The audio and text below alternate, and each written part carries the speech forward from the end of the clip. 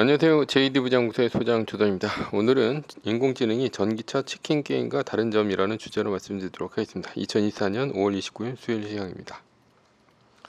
지속적으로 기회 접는 법 신간이 나왔습니다. 많은 성원 부탁드립니다.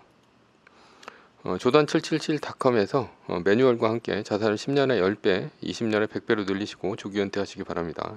주도창에 조단777.com을 치시면 됩니다. 유튜브 멤버십에서는 매뉴얼을 더 이상 운영하지 않습니다. 뉴욕 마켓워치 국채 물량 폭탄에 투심 냉랭 채권 떨어지고 달러 올라가고 주식 혼조다라는 기사가 있는데요. 어제는 나스닥이 0.59%, S&P 500 지수가 0.02% 올랐지만 다우존스 지수는 0.5% 하락하면서 혼조를 보였습니다. 메인 이슈입니다. 인공지능이 전기차 치킨 게임과 다른 점. 어제는 주가가 오르기 쉽지 않은 하루였습니다. 닐 카시카리 연은 총재가 금리 인상도 할 수 있다면서 매파적인 발언을 쏟아냈고, 미국의 국채 입찰이 부진하며 채권 금리가 급등하는 가운데 5월 미국 소비자 신뢰지수가 높아 여전히 물가는 높고 금리 인하는 멀었구나 하는 분위기에 초반 나스닥은 급락했습니다.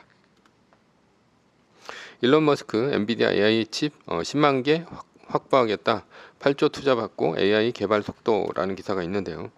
그러나 일론 머스크의 인공지능 스타트업인 xAI가 60억 달러를 유치하면서 엔비디아 칩 10만 개를 사용해 기가팩토리를 구축하겠다는 발언으로 엔비디아가 급등하며 분위기 반전이 일어났습니다. 시장은 지금 청바지와 곡괭이를 파는 가게가 화랑입니다. 어제는 시장이 원하는 기업이 어떤 기업인지 확실히 보여준 하루였습니다. 서부 개척 시절 금을 캐러 가던 사람들이 몰려들 때 그들에게 청바지와 곡괭이를 팔았던 사람이 돈을 벌었죠. 지금도 마찬가지입니다. 마이크로소프트, 구글, 메타, xAI 등 누구나 다 인공지능 서비스를 개발한다고 뛰어들고 있습니다. 따라서 인공지능 서비스 기업의 필수적인 것은 데이터 센터이죠. 그리고 그 데이터 센터를 짓는 목적이 인공지능의 학습, 추론에 필요한 엔비디아의 GPU가 확보가 필수적입니다. 결국 엔비디아와 데이터 센터와 관련된 주식뿐 아니라 전력이라든가 친환경 기업들까지 모조리 오른 하루였습니다. 현재의 주식 트렌드는 인공지능을 빼고 말할 수 없게 되었습니다. 인공지능은 이미 치킨 게임에 들어간 것이 아닌가 하는 생각이 듭니다. 잘 생각해보면 인공지능 서비스는 자동차, 반도체와 같은 다른 종목들의 치킨 게임과 다릅니다. 전기차 반도체는 이미 만들어진 제품 상태에서 가격을 서로 낮추면서 출혈 경쟁을 통해 치킨 게임을 시작했습니다. 그러나 인공지능은 이미 완성된 제품이 만들어지기도 전에 서로 치킨 게임을 하고 있죠. 왜냐하면 인공지능은 반도체, 전기차와 같은 하드웨어가 아닌 서비스이기 때문입니다. 서비스는 하드웨어보다 락인 효과가 큽니다. 락인 효과란 고객이 한번 선택을 하면 다른 옵션으로 전환 비용이 높아져 그 제품이나 서비스를 계속 이용하게 만드는 현상을 말하죠. 대표적인 것은 은행을 말합니다. 대표적인 것이 구글의 검색 엔진인데요. 구글이 검색 엔진의 선두에 서고 점유율은 이후 계속해서 높아져만 갔습니다. 2등 기업이 역전이 불가능했죠. 한국은 구글이 들어오기 전에 네이버가 시장을 선점을 했고 일본도 야후 재팬이 일본의 검색 시장을 선점하니 구글이 한국과 일본에서 1등이 될 수 없었습니다. 그래서 한번 체험한 서비스는 강한 락인 효과를 갖게 됩니다. 반면에 반도체, 전기차와 같은 하드웨어는 선점의 락인 효과가 크지 않습니다. 기본적으로 하드웨어는 원가라는 것이 있죠. 따라서 무료로 제공할 수는 없습니다.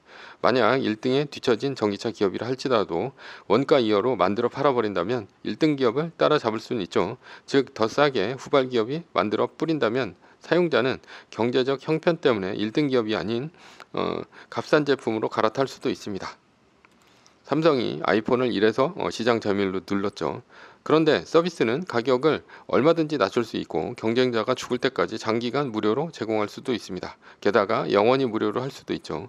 유튜브와 같이 광고를 보는 조건으로 무료로 서비스를 이용하게 한다면 광고를 보는 고객은 무료로 서비스를 사용하는 것이 가능하기 때문이죠. 아니면 구글의 서비스처럼 검색을 무언가 찾았을 때 검색 결과에서 광고주의 상품이 제일 위에 뜨도록 광고를 할 수도 있습니다. 그런 면에서 서비스는 하드웨어보다 락인 효과가 강하다 할 수 있죠.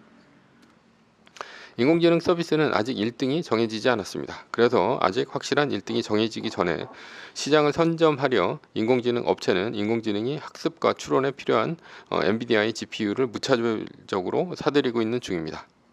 그러나 현재 1등인 오픈 AI의 챗 GPT와 2등인 구글의 제미나이를 보더라도 2등이 1등을 따라잡으려면 얼마나 힘든지 알 수 있습니다. 오픈 AI의 챗 GPT는 이미 유료를 쓸 정도로 서비스가 좋은 데 비해 구글의 제미나이는 무료인데도 사용자 확보가 챗 GPT에 비해 쉽지 않습니다. 따라서 후발주자들이 1등인 오픈 AI의 챗 GPT를 따라잡기는 쉽지 않을 것으로 보입니다. 현재 시총 3등인 엔비디아는 약 2.801조 달러입니다. 현재 시총 2등인 애플은 약 2.913조 달러입니다. 차이는 약 3.8%이죠. 이 차이는 오늘 엔비디아가 약 7% 오르고 애플이 보합 수준에서 끝나는 것과 같이 끝난다면 내일이라도 당장 역전되는 시총입니다. 엔비디아의 질주가 눈부십니다. 인공지능 서비스가 차별화가 될 수 있는가에 대해 시장이 세계 시총 1등을 판단할 것으로 보입니다. 서비스 차별화란 인공지능 서비스 1등 기업에 강한 락인 효과가 있는가 없는가를 말하죠. 예를 들어 오픈 AI의 챗 GPT와 구글의 제미나이 중 어떤 것을 써도 서비스 품질에서 차이가 없다면 사용자는 나뉠 것입니다. 결국 이 경우처럼 서비스 차별화가 없다고 봐야 하겠죠. 결론입니다. 인공지능 서비스에 별 차이가 없다면 하드웨어 기업인 엔비디아가 승자가 될 것입니다. 그러나 인공지능 서비스에 차별화가 있다면 인공지능 기업인 마이크로소프트가 승자가 될 것입니다. 그렇다면 누가 승자인지 어떻게 알 수 있을까요? 현재 시총 3등인 엔비디아가 1등 마이크로소프트의 시총을 제치면 인공지능 간 차별화가 없다고 생각하면 됩니다. 반대로 시총 1등 마이크로소프트가 자리를 지킨다면 오픈 AI의 서비스가 탁월하다 보면 될 것입니다. 서비스입니다. 인생을 살면서 선택해야 할 4가지 경우. 인생을 살면서 우리는 선택에 직면을 합니다. 선택은 크게 4가지로 나뉩니다. 첫 번째는 위험은 적고 이득은 큰 것. 두 번째는 위험도 크고 이득도 큰 것. 세 번째는 위험은 크나 이득은 적은 것. 네 번째는 위험도 적고 이득도 적은 것입니다. 여기서 절대 하지 말아야 할 선택은 어떤 것일까요? 세 번째, 위험은 크나 이득은 적은 것입니다. 바로 예를 들면 음주운전, 도박, 마약과 같은 불법적이면서 한번 잘못된 선택으로 인생을 망칠 수도 있는 경우입니다. 이런 것을 해서 인생에 도움이 될 것이 하나도 없습니다. 그러나 사람들은 순간의 유혹에 못 이겨 잘못된 선택을 하고 나락을 가죠. 그리고 네 번째, 위험도 적고 이득도 적은 것이 어떤 것이 있을까요? 월급이 적은 월급쟁이일 것입니다. 동네 장사를 하는 대부분의 자영업자도 마찬가지입니다. 이 선택은 내가 선택했다기보다는 어쩔 수 없이 선택당해진 경우입니다. 월급을 많이 주는 대기업이나 안정적인 고소득 전문직이 되면 선택을 안 할 것이겠죠. 그러나 사회적으로 좋은 직업은 한정적이기 때문에 대부분의 직장인, 자영업자들은 4번을 선택하게 되어 있습니다. 일부 소명 의식 때문에 종교인 등과 같은 직업을 택한 사람이 있겠지만 아주 소수로 할 수 있습니다. 그렇다면 꼭 해야 할 것은 무엇일까요? 1번과 2번입니다.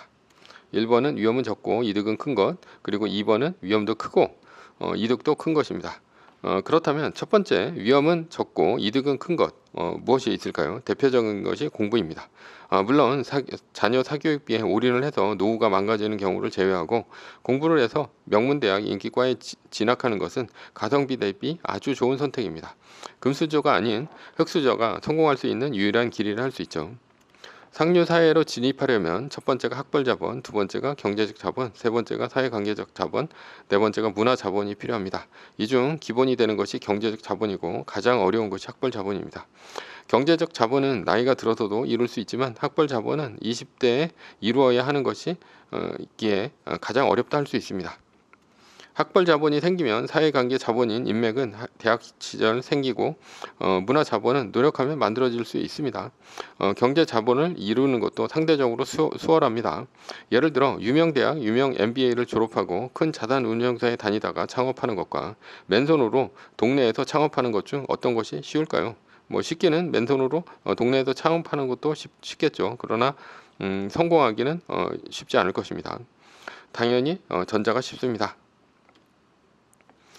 자산운용사에 다니면 인맥을 쌓기고 쉽고 어떻게 하면 쉽게 자본을 유치하는지도 알 수 있기 때문에 창업에서도 유리하고 성공에서도 유리합니다. 물론 창업이 유리하다고 성공하는 것은 아닙니다. 그렇지만 맨손으로 창업하는 것보다는 훨씬 유리한 것이 사실입니다. 그 외에도 전문직이 되어 많은 월급이나 사업소득을 올린다면 경제적 자본을 쉽게 모을 수 있어 부자가 될 수 있습니다. 그 외에 문화적 자본을 어렸을 때 자연스럽게 체득하는 편이 가장 좋지만 나이가 들면서 노력하면 얻어질 수도 있습니다. 때문에 학벌 자본이 위험은 적고 이득은 큰 것이라 할 수 있습니다. 저는 책을 읽는 것도 위험은 적고 이득은 큰 것이라 생각합니다. 현대 창업주 정주영 회장은 비록 국졸이었지만 박사학위를 받은 사람보다 뛰어난 창의력과 리더십을 가지고 대기업을 운영할 수 있었습니다. 그렇게 된 이유는 끊임없는 책 읽기가 그 바탕이 되었다 생각합니다. 공부는 20대까지 반짝 공부하고 마는 것이 아니라 평생을 공부해야 합니다. 평생 공부에 있어서 책 읽기만큼 좋은 것은 없습니다. 두 번째, 위험도 크고 이득도 큰 것이 있는데 그것은 무엇일까요? 바로 사업, 투자라 할 수 있습니다. 부자가 되려면 반드시 사업을 하거나 투자를 해야 합니다. 여기서 중요한 것은 투자인데요. 왜냐하면 사업은 누구나 할 수 없지만 대부분의 사람들은 투자를 할 수 있기 때문이죠. 투자를 하지 않으면 큰 돈을 불릴 수 없어 인생 역전이 도저히 힘듭니다. 꼭 인생 역전이 아니더라도 50대면 월급쟁이 은퇴를 해야 합니다. 그러나 50대에 은퇴하더라도 100살까지 산다면 향후 50년간은 은퇴 후 살아가야 합니다. 따라서 늙어 죽을 때까지 일을 하지 않으려면 월급쟁이 시절 꾸준히 투자를 해서 돈을 불려하는 것이 현대인의 숙명이라 할 수 있습니다. 그렇다면 투자에 있어서 가장 조심해야 할 것이 무엇일까요? 위험이라 할 수 있습니다. 위험은 영어로 둘로 나뉩니다. 리스크와 데인저이죠.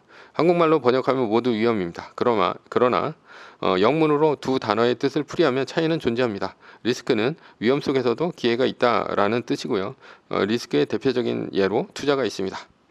그러나 데인저의 경우 단순한 위험을 뜻할 뿐입니다. 데인저는 예를 들면 맨홀 뚜껑이 열려있고 공사 중이라는 표시가 있으면 데인저라고 씁니다. 데인저에는 위험만 있지 기회는 없죠. 리스크에 있어서 가장 중요한 점은 무엇일까요? 저는 해지라고 생각합니다. 해지란 사전적 의미로 환율, 금리 등 또는 다른 자산의 투자를 통해 보유하고 있는 위험 자산의 가격 변동을 제거하는 것을 말하는데요. 저는 투자는 하는 데 있어서 해지를 할 수 없는 자산이라면 투자를 하면 안 된다 이렇게 생각합니다.